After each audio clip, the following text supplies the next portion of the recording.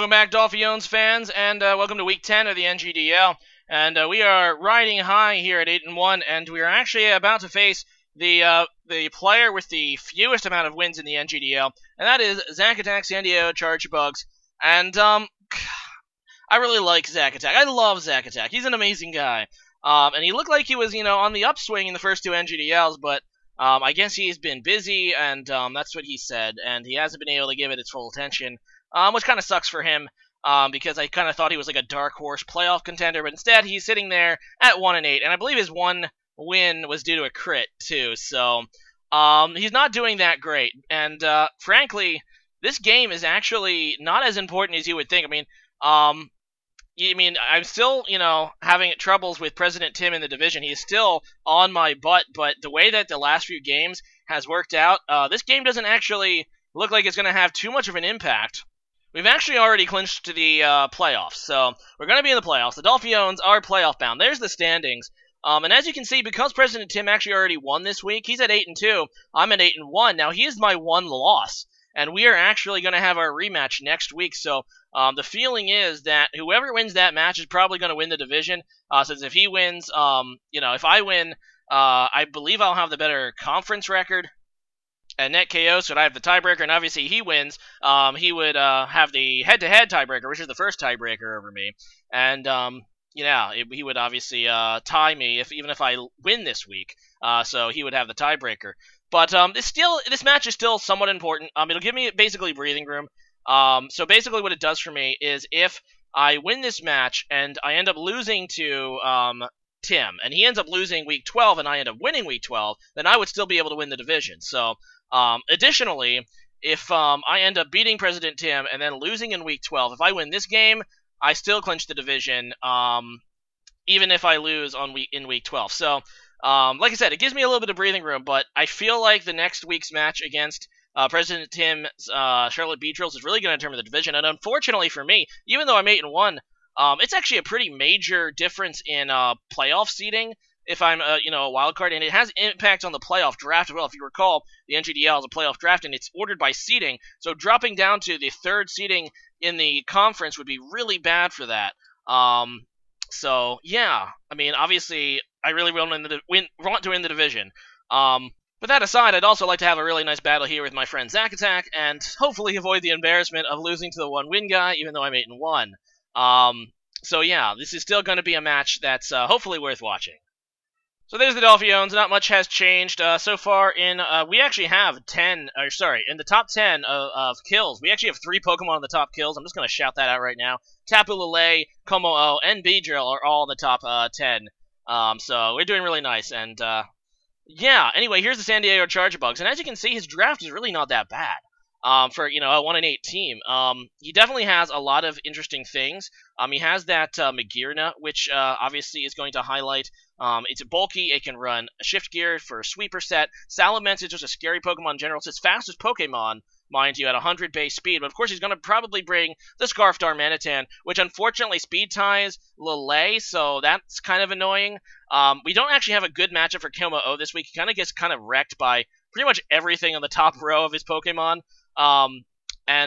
Yeah, unfortunately, we're not going to be able to bring Como-O, but I really do like, Type Null's matchup this week. Type Null can actually take a hit from pretty much anything on his draft, so, yeah, obviously, he's 1-8, so, I am the heavy favorite, but at the same time, I feel like he has a really nice draft, and he's probably going to bring it up a little bit against me, because, I'm the lead creator, and I'm the YouTuber, so he wants to obviously bring his A game against me, so, yeah, it should be interesting, and, yeah, I'm going to go ahead and play the match, and then I'm going to go ahead and narrate it, so here we go. Alright, so there is the squads, and nothing too unexpected from Zack Attack's team. Interesting he's not bringing Cress. Cresselia has a really positive matchup against me. Also, no Sun Duo, so I don't have to worry about hit-breaking speed parity with the Venusaur. But yeah, like I said, I'm just going to go ahead and lead with Tapu Null. That was the game plan going in, and yes, I actually named it Tapu Null this time. And if he leads with Nidoqueen, I want to go straight into a regular switch into Masquerain. But anything else, I'm just going to go ahead and U-turn. And he goes for the Darmanitan lead. and he goes for the U-turn, and I see it does 28 damage. I quickly count to see if that was banded or scarfed, and interestingly, I discovered that is only consistent with adamant scarf, which is excellent for me, because I actually brought timid scarf Tapu Lele this week. So I wrote that down, because now I know it's not going to be a speed tie with Tapu Lele versus Darmanitan. Tapu Lele has the speed advantage over Darmanitan, which is huge. So anyway, Nidoqueen is going to come out. Well, like I said, he switched into that first, and then I go into my Tapu Lele. I just go for a Psychic. He ends up going into Lantern, and that is definitely AV, but I crit it, so it does almost half. So I'm just going to go for it again. I should take just 2 more Psychics thanks to my crit, and he just goes for a Scald, which is going to actually burn me, which the residual damage hurts, but obviously a secondary effect of burn does not affect Tapu Lele. So I'm just going to go for a Psychic again, and that will actually take out the Lantern. I'm surprised he didn't try to switch in Magearna. You should be able to switch in and take a Psychic pretty well, even if he is not an Assault Vest set. But now he goes into Darmanitan, and I'm thinking, does this guy actually think it's a speed tie? Does he? I'm just going to go for a Psychic, because I know he has to, unless my calc is wrong, he is an Adamant Scarf Darmanitan, and I do outspeed, and I am able to take it out. So, actually, I was saved by a calc there, because I was, if otherwise, I probably would have tried to switch, because I wouldn't want to sack Tapu Lele there. But knowing that it was Adamant allowed me to go ahead and just kill it, so that's freaking amazing. So in comes Magearna now, probably the thing he should have went into in the first place, and I have Heatran, and even if he has Impair Ground, I do have the Air Balloon on my Heatran this week. Instead, he's just going to go straight for a Twinkle Tackle, which I have the resistance to. Heatran actually has a very good matchup this week. With the Air Balloon especially, I knew that I could switch, or I can check Salamence, I can check this Magearna.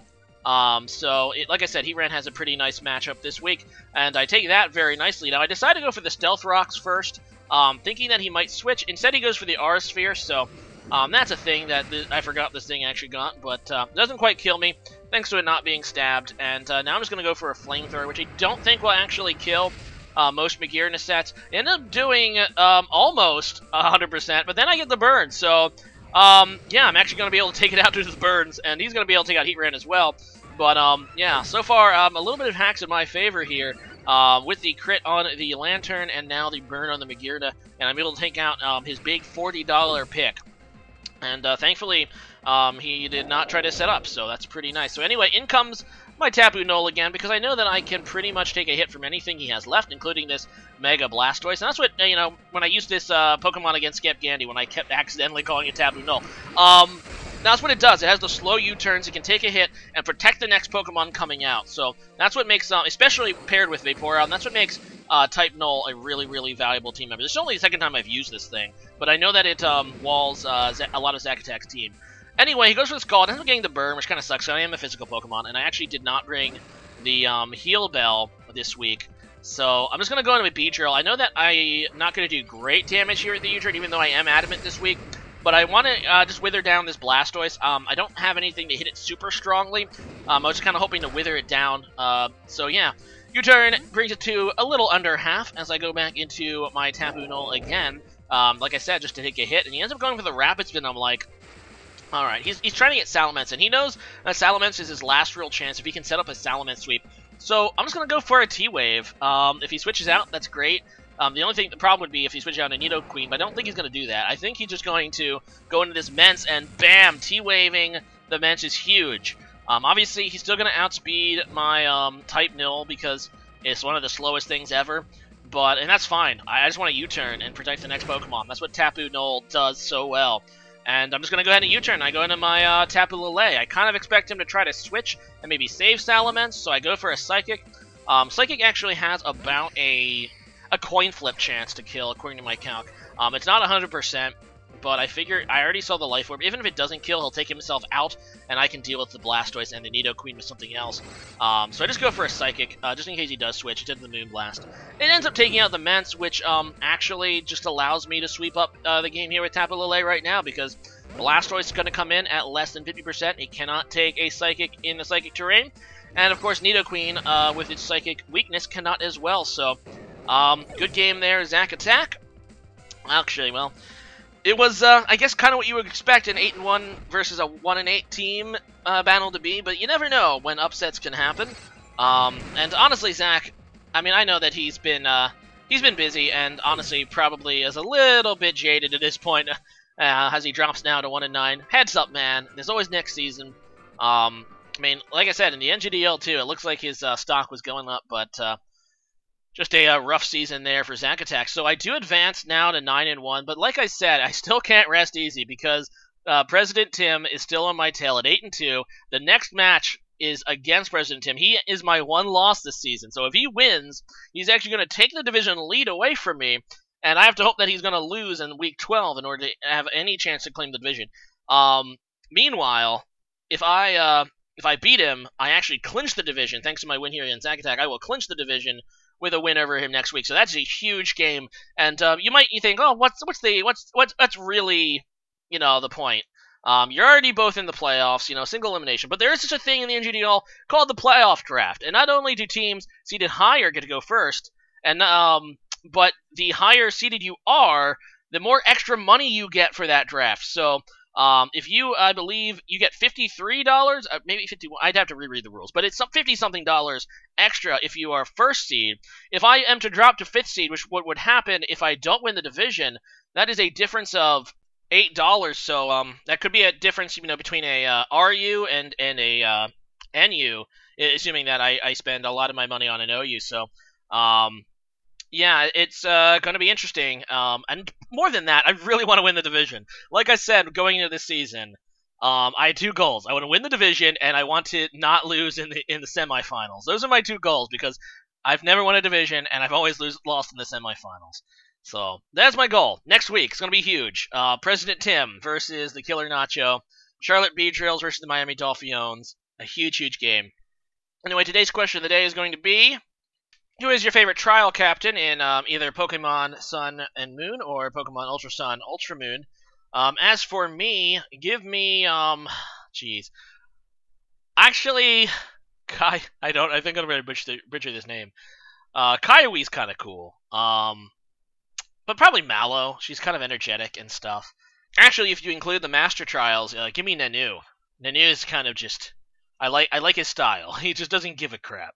No, so I'm going to go with Nanu. So yeah, leave a comment about that and see you guys again next time. Later, friends.